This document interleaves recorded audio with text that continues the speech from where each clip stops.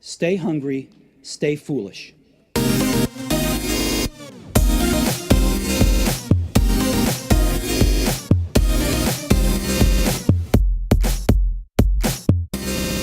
Most of us are trying to clean up a bit for January or stick to new habits.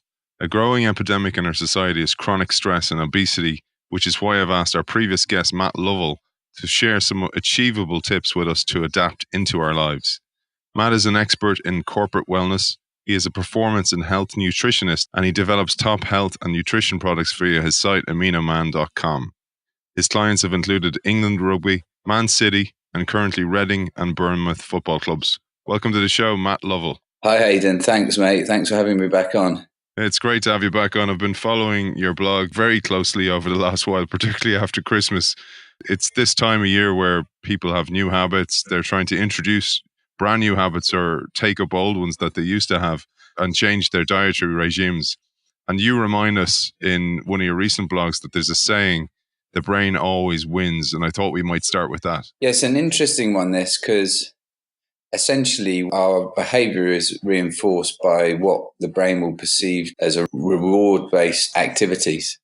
Most of us will be geared towards being more pleasure-seeking rather than pain-seeking. It sort of sounds obvious, but activities which associate with more pleasurable outcomes tend to also be the ones that can sometimes lead you to not as good levels of body composition and maybe not as effective workouts and things like that, unless you're already used to them. So if you have large servings of carbohydrates, then you'll dump a load of sort of serotonin and feel-good fed-based hormones into the system. If you fast for a while, your brain will start to release quite a lot of stress hormones and other things which would in turn enable you to go out and, gather some food and get some calories into the bank.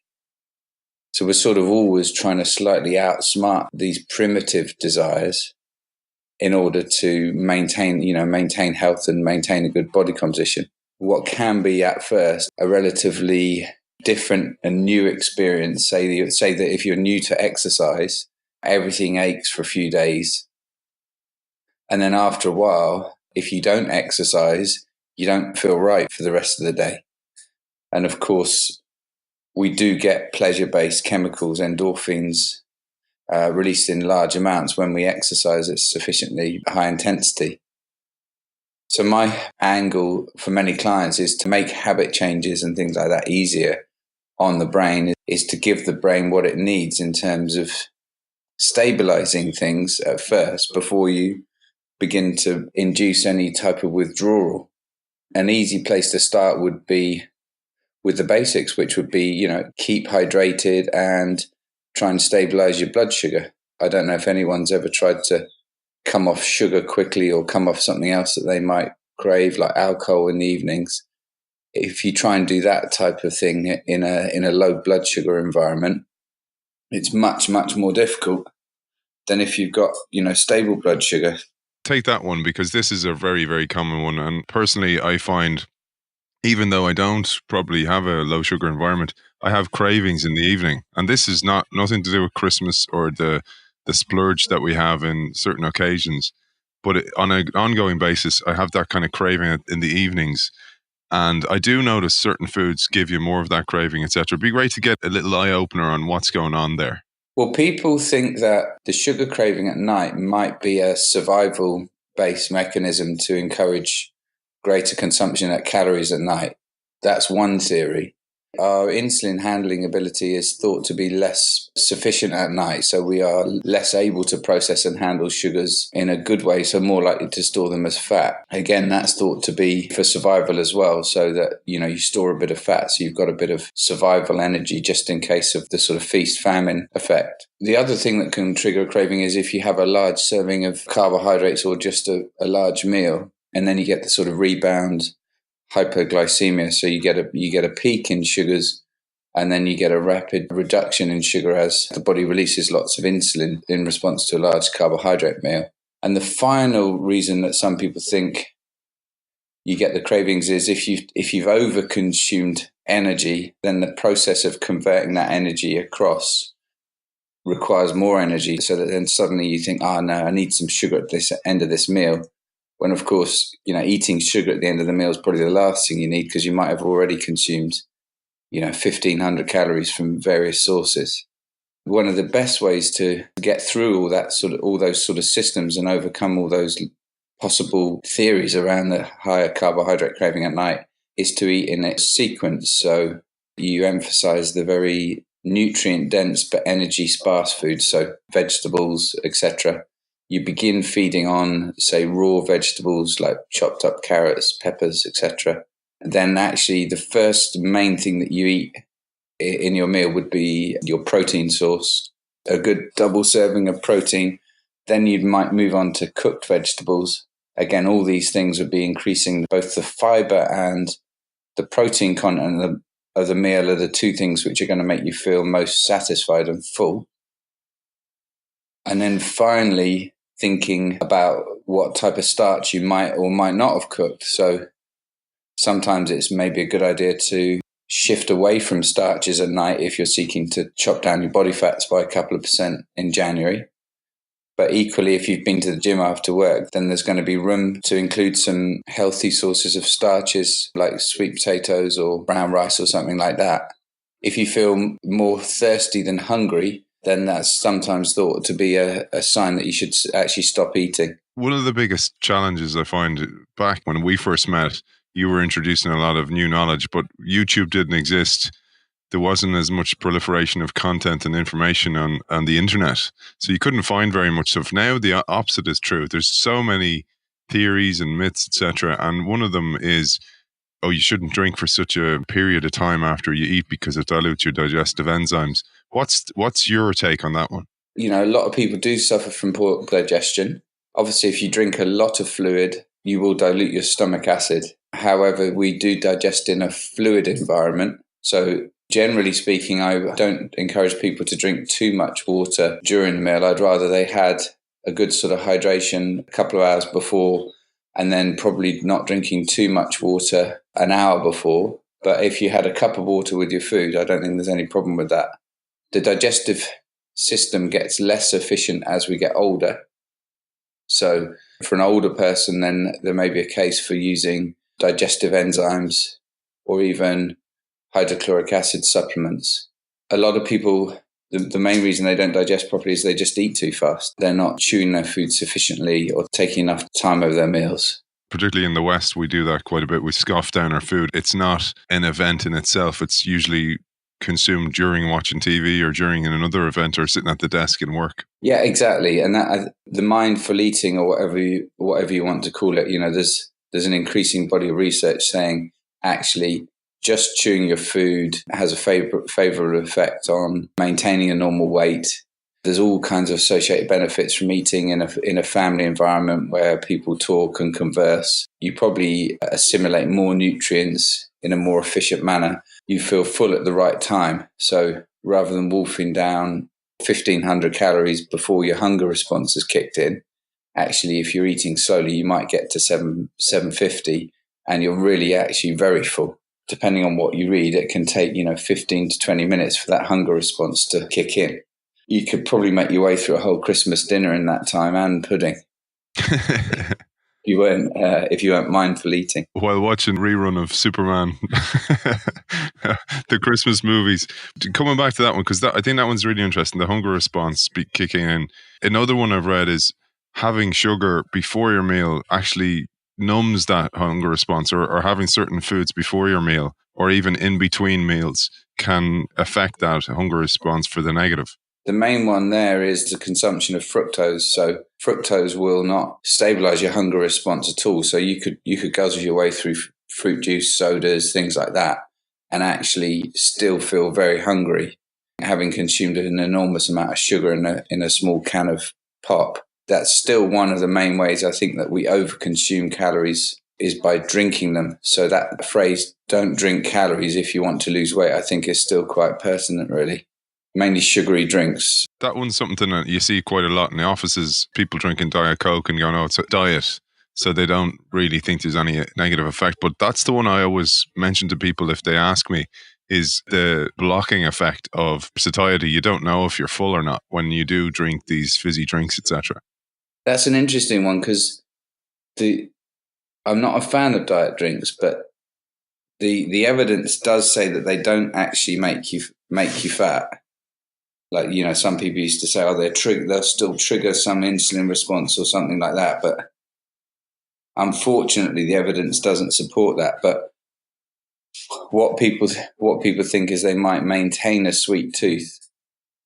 So whilst that might not affect your behavior the day after, over the weeks and months, it may still keep you in that sweet zone where you might make a choice for something very sugary where you wouldn't have done before.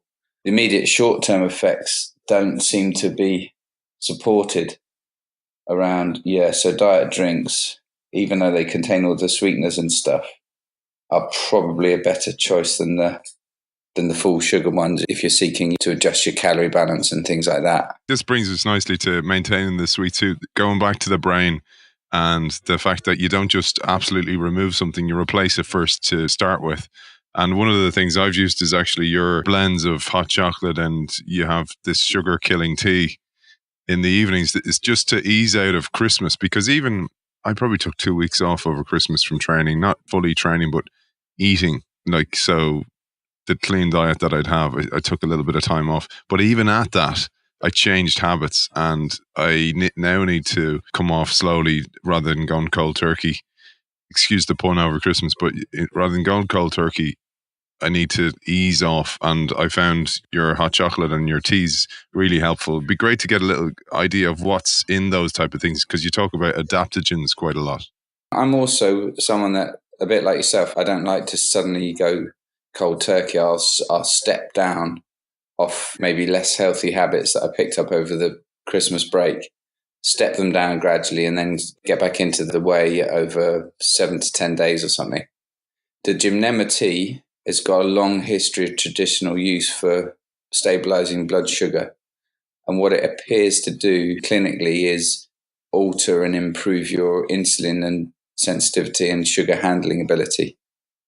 Also slows the absorption somewhat of sugars into the bloodstream. So when you take it with a meal, it basically has a beneficial effect on stabilizing blood glucose. It also generally tastes slightly sweet. One of its nicknames is the sugar destroyer.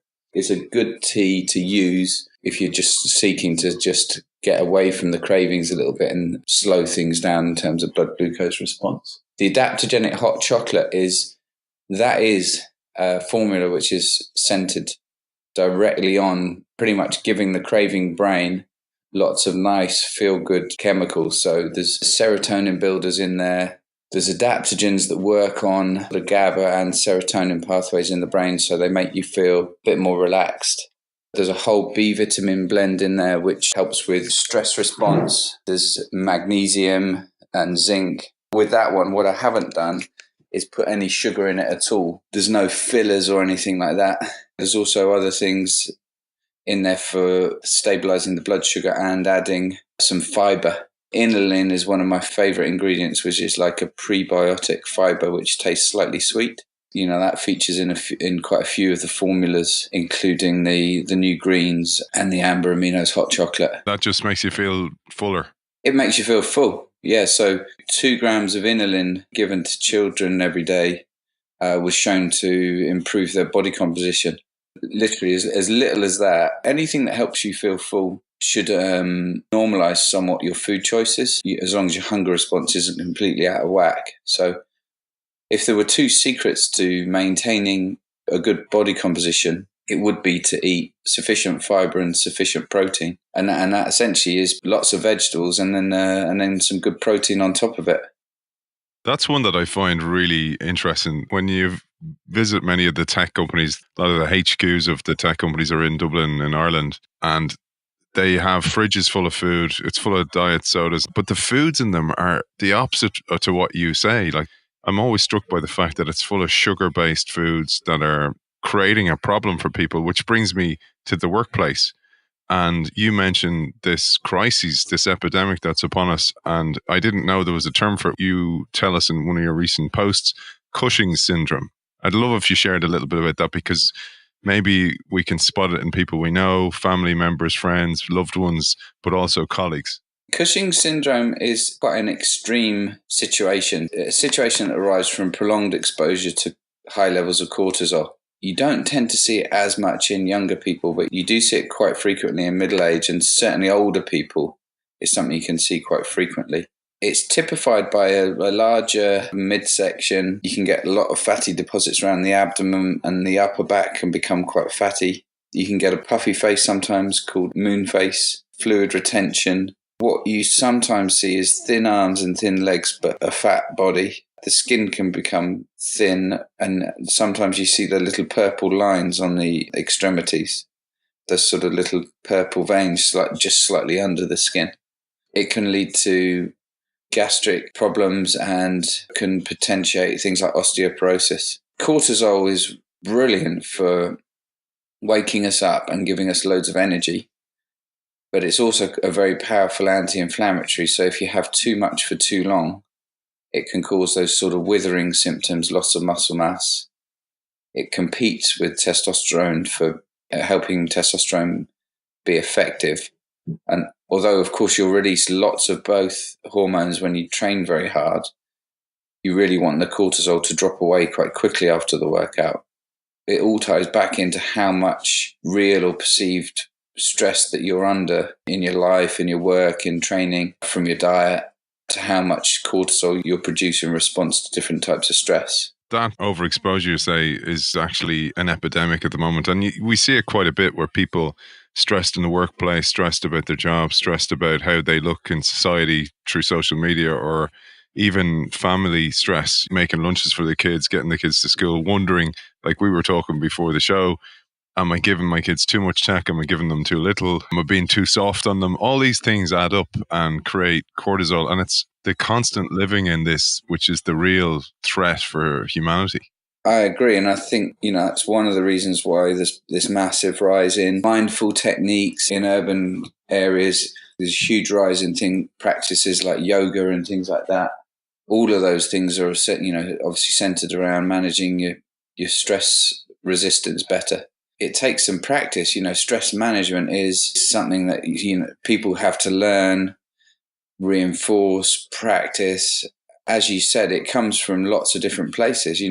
The body's stress response can't distinguish between stress from the kids, marital stress, road rage, stress in the workplace, or even stress that you might be placing on yourself by, working out inefficiently or for too long. That last one's actually one I suffered from when I reignited my health and fitness about 2 years ago. On top of a rather stressful job, I started adding in training. And what I found was my visceral fat levels went up. And the person who was basically measuring my fat levels was like, the training has actually added, it's become a new stress rather than a replacement or a help in all this. So you're going to have to change something else in your life, not just add on training. 100% agreed on that. It's also choosing the right style of training that you both enjoy and doesn't induce too much of a physical load on top of everything else. Generally, you can either train moderately intensively for a medium amount of time or high intensity for a short amount of time. But if you start combining the high intensity plus a significant time, you can do it once a week in a rugby match, but you try and doing that every other day, then you're going to start to induce the negative effects of stress, and then that all plays into overreaching and overtraining syndrome. You do eventually get addicted to it and enjoy it more and more. But at the start, it's very, very difficult. And that's what you're talking about, but the brain always wins. You have to trick the brain at the start. And there's little things that through your work, I learned, which was reward yourself at the end of it. So, for example, I don't have breakfast before I train first thing in the morning. I do a HIIT session, high intensity interval workout. And that's short and sweet, but you feel rewarded afterwards because it was so intense. But also the fact that it was short means it's achievable. And then you get a dopamine kick. So I started reading all about the chemicals that are released, and I was kind of going, okay, how can I manipulate these and make my body like an animal, sit there and go, here's a doggy treat, take this, and then become addicted to that and then integrate it into my life. And it's been really, really successful. I think that's a brilliant way of doing it.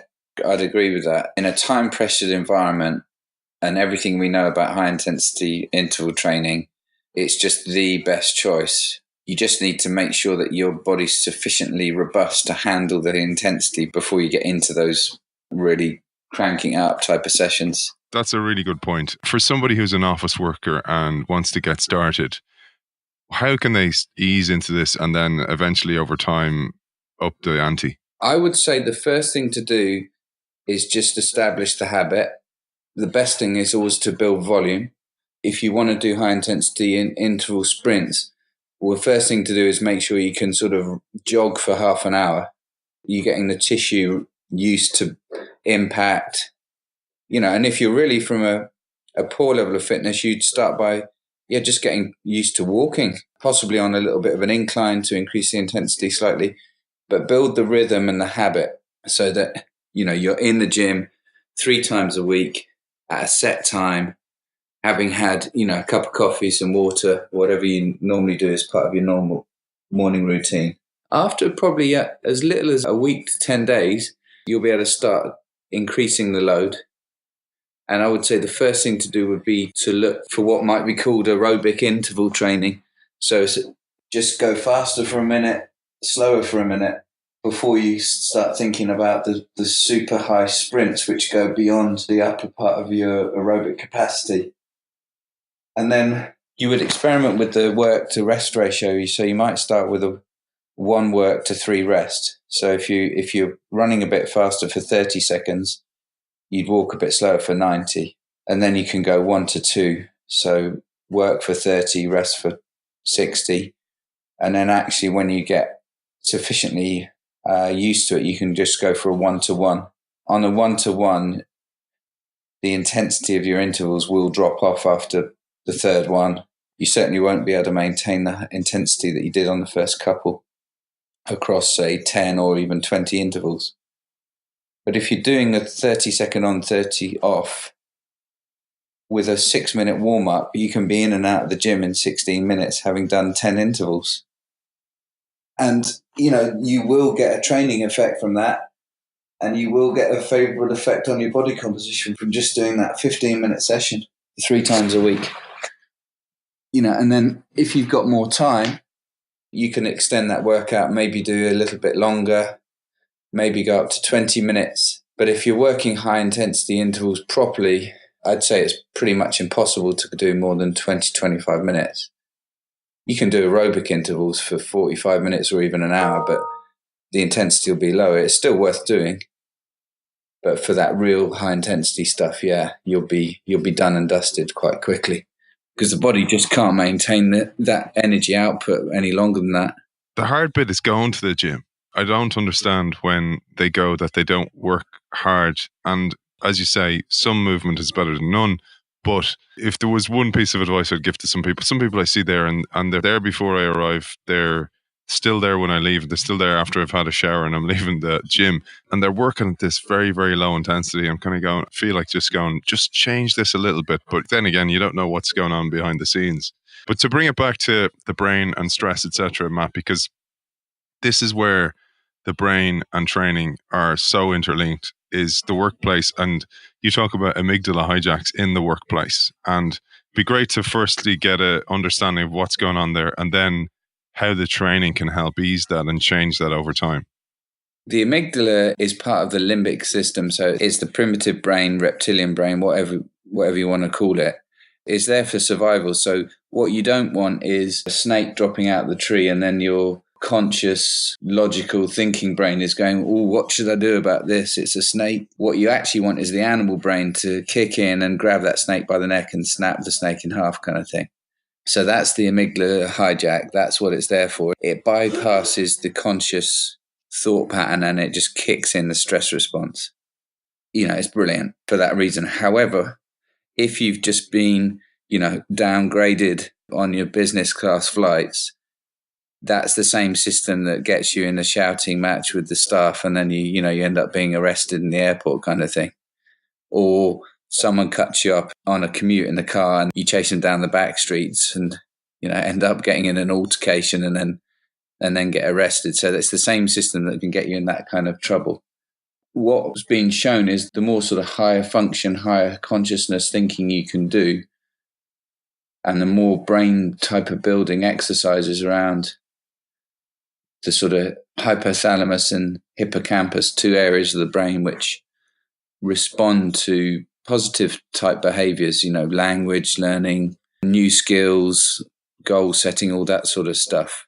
When those systems are fairly developed, and also mindful techniques, yoga, you're better able at overriding the fear response. The same amygdala hijack can happen if you're worried about a presentation or a meeting that's coming up, at work, or just normal stuff day to day that can induce an overly aggressive stress response, which isn't suitable or reasonable to the situation that you're presented with in. That's actually one of the main reasons I was asking you on the innovation show, is that because if you're in this state of mind, the amygdala hijack state, you don't have your best self available to yourself. So you can't think outside the box. You can't connect ideas or have a meaningful meeting with people to come up with the solutions for challenges within your business, because you're stuck in this fight, flight, or freeze response. It negates logical or creative thinking, but it's very good for fighting or running away. Which is a response that you can choose as well when it comes to innovation. But last one, Matt, is stress and inflammation, because many people have aches and pains and they tend to go for the painkiller over the vitamin. And I thought that it'd be great to shine a light on what's causing this as well, because often people look to the symptom and they go, I have elbow pain, I'll get some anti-inflammatory cream for my elbow. And they don't look at the source of that. And it can be a lot of times stress, and going back to cortisol as well. This is one of the major reasons for this kind of pain, back pain, neck pain, whatever it may be in the workplace, is cortisol. So the first thing to say about that is that the immediate effect of cortisol would be to lower inflammation. And that's why you sometimes get given like hydrocortisone injections in injury sites, or even for inflammatory bowel disease and things like that. So it does help in the acute phase of an injury. But the problem lies with the chronic overexposure, so the long-term exposure to cortisol, because if you have too much for too long, you have an anti-inflammatory effect, but you have no ability to rebuild the tissue. So you've got no inflammation, but then you've got no anabolic response, so the injury won't improve. That would be the case if someone was taking hydrocortisone tablets for an inflammatory bowel disease. Sometimes what can happen is the bowel then just becomes dysfunctional and just disintegrates. There's no ability for it to build back up. But of course, you have to take them in the initial instance, because that can be a deadly situation if you don't get rid of the inflammation. That chronic overexposure to stress would basically inhibiting the healing response. There's lots of anecdotal sort of feedback where people that are stressed, they can't progress as well in the gym. The strength gains might not be as quick or as good. If they're stretching to increase the flexibility, then that chronic exposure to stress won't be helping the flexibility gains. And sometimes, although there may be other reasons for this can be why you see on holiday that suddenly your nails are growing faster and things like that. But that can also be because you're getting lots of vitamin D and things like that. It's more of a moderation of the cortisol response to allow inflammation to carry out its beneficial healing effects. In terms of inflammation and stress, inflammation is another stressor on the body. So if you can lower inflammation by eating loads of omega-3 fats, loads of phytochemicals, loads of color-rich, pigment-based foods, then you bring down the inflammation, you lower the stress, then you can carry out a normal process of rebuilding. So that's that whole link behind why an anti-inflammatory diet might actually help the stress response and help the healing response. Final thing is, if you're stuck in a lift with somebody and they ask you one piece of advice to launch into this or restart after a Christmas lull, what piece of advice would that be? Choose habits which are sustainable. Go about the business of making behavior change in a sustainable manner. And this is where you talk about vision, an end goal. It's just not about the training. It's about where do you want to get to. It's about where you want to get to, and it's about enjoying the process. If you just have endpoint outcome-based goals, then you may achieve them, you may not, you may get close to them, and then you may get the goal fade. If you introduce habits and behaviors which are process-driven, as a result of that, value-driven, so you basically get those little rewards that you were talking about, that daily feeling of a dopamine response, and you tick the box, you've done the high-intensity morning training, and you get all the nice testosterone release and stuff. You enjoy the process, and then after a couple of months, suddenly you look in the mirror and actually you're leaner, stronger, fitter, and you haven't just been worried about getting to that leaner, stronger, fitter thing all the time. You've actually just been enjoying your life every day and, getting there little by little. And that's the goal of it all. Matt, it's been an absolute pleasure talking to you as always. Where can people find out more? And in particular, I'm going to call out, because I find this really helpful, your 4-week fat loss program includes diet and training, etc. You might just mention that as well. The best place, honestly, is the aminoman.com website, because you can email me direct from there. So I'll pick up anything that's sent through the website. I can send people a version of that 4-week fat loss for free, actually. The website that we used to run that through and sell that program through, that's not working as well as it used to. So I'm tending to offer the dietary plan as a little New Year booster. And then, hopefully if people need the extra support, then the way that I get helped is if they're buying some fish oils from me in return, or some aminos or something like that in return for the free system. Matt Lovell, expert in corporate wellness, performance and health nutritionist, and body recomposition expert. Thanks for joining us. Thanks a lot, Aidan. Thanks, mate.